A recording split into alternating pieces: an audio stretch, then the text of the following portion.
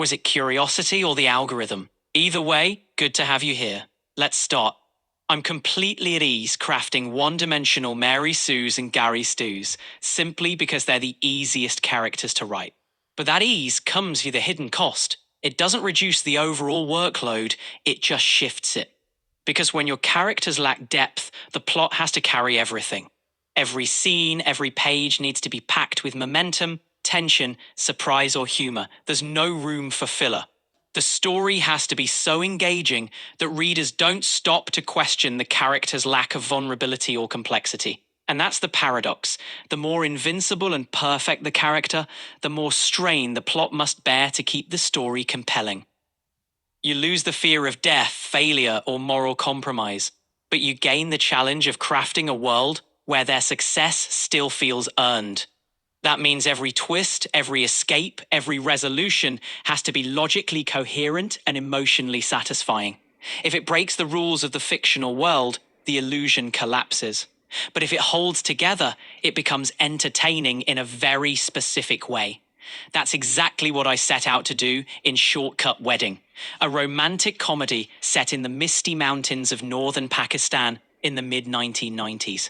The story's momentum, tension, humor, and coherence had to compensate entirely for the fact that it rests on the shoulders of a single Gary Stu. And paradoxically, that constraint is what makes it so entertaining. There's another reason I enjoy writing one-dimensional characters. They don't need an arc. They're fixed, unchanging, and that fits my creative style. I'm not interested in forced growth or redemption arcs. I'm interested in structure, pacing, and integrity of the fictional world.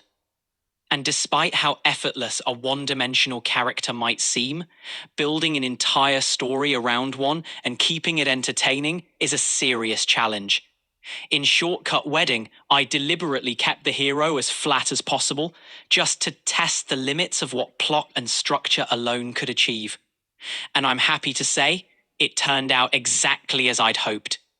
Believe it or not, I wrote it 30 years ago, and even now, when I revisit it, I still enjoy it. For me, that's the core metric of a good novel. If it still holds your attention decades later, it's done something right. And that's the core of it, enjoyment and sustained attention. I've written many other books, some decades ago, that remain unpublished. Why? Because every time I revisit them after a year or 10, I find myself wanting to overhaul major sections. They lose me somewhere along the way. And if they can't hold my own interest, I won't ask others to read them. So, who knows when or if they'll ever come out? But enough of that tangent.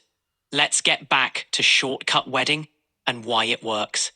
If you're familiar with my writing, you'll notice a pattern. I love opening with a strong hook. It's instinctive. I want readers to feel pulled in from the very first line. Shortcut Wedding is no exception. The second challenge was structural.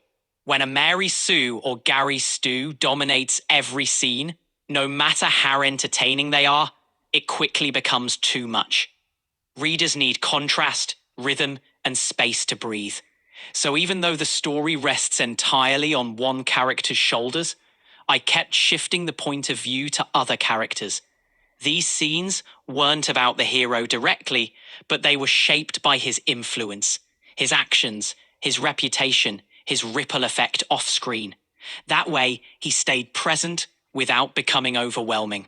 Third, I leaned into his invincibility and perfection, but only in ways that amplified the entertainment without breaking the logic of the world.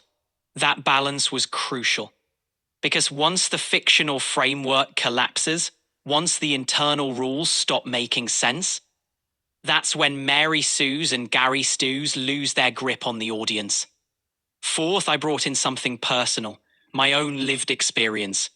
The time I spent in northern Pakistan, journeying through remote valleys, witnessing local traditions, and absorbing the quiet dignity of rural life left an imprint that shaped the soul of the story. That texture, that lived-in authenticity, infused every scene with emotional weight and cultural depth. These four elements turned a one-dimensional Gary Stu into something memorable and enjoyable. And to date, I haven't met a single reader who didn't finish the story. For me, that's a strength. But if you're one of the few who couldn't get through it, I genuinely want to hear why. I welcome critique. I want to understand what didn't work for you, because that's how I grow as a writer. Before I wrap up, there's one more thing worth mentioning. Shortcut Wedding was written long before the cultural debates around wokeness, diversity, cancel culture, and progressive agendas became central to storytelling discourse. It predates the binary framing of being for or against these themes. That makes it an interesting artifact, a window into how a writer approached narrative 30 years ago, without the weight of today's ideological battlegrounds. It also offers a contrast to my more recent work, like Nariva and Tangora, and my video, Why Nariva and Tangora Isn't Harry Potter and Why Everyone Enjoys It. And while you're here, let me know what you think of the AI's accent. Does it add something, distract from the mood, amuse you in unexpected ways? Either way, fill the bandwidth.